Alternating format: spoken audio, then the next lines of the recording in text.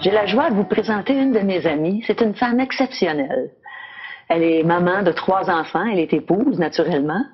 Elle fait partie du cercle fermière. Elle est enseignante et elle a plein de temps pour le Seigneur. Suzy, bonjour. Bonjour. Je vous présente Suzy Doyon. Et Suzy, j'aimerais que les gens entendent le témoignage que moi j'ai déjà entendu, que ça m'a vraiment touchée. J'aimerais que tu nous racontes comment Dieu s'est fait connaître à toi. Avec plaisir. Je suis née dans la Beauce, dans un petit village pas loin de Saint-Georges-de-Beauce. Et ma famille, c'est une famille comme toutes les autres familles. Un garçon puis 2 filles. On était unis dans la famille. L'esprit de famille, je pense, hein, chez vous? Oui, c'est ça. Puis on était unis aussi avec la grande famille. Mais moi, quand j'étais jeune, j'avais une crainte. J'avais la crainte que mes parents meurent. Donc souvent, le soir, quand je me couchais, je descendais en bas et j'allais voir, ah, ils sont encore là, c'est beau, je reviens. Et j'ai grandi avec la crainte de la mort comme ça de mes parents. Puis aussi, je me posais des questions, mais qu'est-ce qui arrive si on meurt? Puis comme on était enseignés, nous, que Dieu existait, que Dieu prenait toute la place, je connaissais Dieu, mais il me semblait que c'était pas... Il manquait quelque chose quand même. Donc, je me suis impliquée énormément. Quand je suis arrivée au secondaire, je me suis impliquée énormément dans mon école.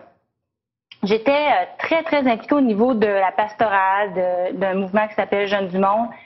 J'ai même, arrivé au cégep, j'ai même participé à Jeunes du Monde, mais au niveau provincial de diocèse de Québec. Et là, il est arrivé quelque chose à la fin de mon secondaire. Mon père était chauffeur d'autobus et c'est la mort d'un jeune de 6 ans. Il traversait la route puis il s'est fait frapper juste en avant de l'autobus de mon père. Ça m'a fait comme, mais Seigneur, qu'est-ce que tu fais? Comment ça? Donc, ça venait encore plus me faire peur de mourir. Oh là là. Et là, ce qui est arrivé, c'est que ça m'a mis comme une petite dépression. En dedans de moi, j'avais déjà vu la Bible, j'avais déjà lu des choses, puis il y avait quelque chose qui ne marchait pas au niveau de... Ce qui était écrit là, puis ce qu'on m'avait enseigné, ça n'allait pas ensemble. Donc, alors, tu lisais la Bible?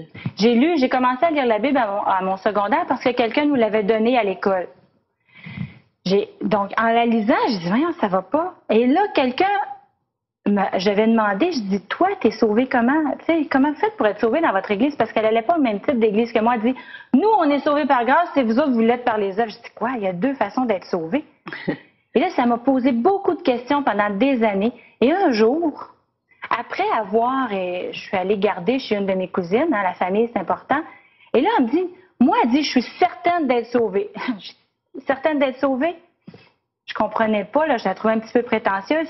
Et elle m'a montré, dans la Bible, comment elle avait acquis cette certitude-là. Puis qu'est-ce qu'elle voulait dire, sauvée, qu'elle était certaine d'aller au ciel? Qu'elle était certaine d'aller au ciel. Donc, j'ai regardé ce qu'elle me montrait. Puis il y avait un verset qui m'a beaucoup frappée. « Car c'est par la grâce que vous êtes sauvés, par le moyen de la foi. Cela ne vient pas de vous, c'est le don de Dieu. Ce n'est point par les œuvres afin que personne ne se glorifie. » Moi, là, j'en faisais plein d'œuvres, puis j'en faisais toujours plus parce que je voulais y aller au ciel. Et quand j'ai lu ce verset-là, j'ai fait « Ah! » Et c'est à ce moment-là que, quelques jours plus tard, j'ai compris que j'avais pas besoin de faire d'œuvres, que Dieu m'aimait, que Dieu voulait que je sois avec lui, puis que j'avais qu'à reconnaître qu'il était mort à ma place sur la croix. Puis c'est depuis ce temps-là, depuis ce jour-là, que je crois que Jésus est mort à ma place sur la croix, que ma vie a changé, puis que j'ai maintenant la paix dans mon cœur. Alors Jésus est devenu ton sauveur et ton Seigneur personnel. C'est ça. Eh bien, merci beaucoup, Suzy. C'était un beau témoignage et réjouissons-nous de la parole de Dieu qui touche les cœurs comme celui de Suzy qui a été touché par le Seigneur.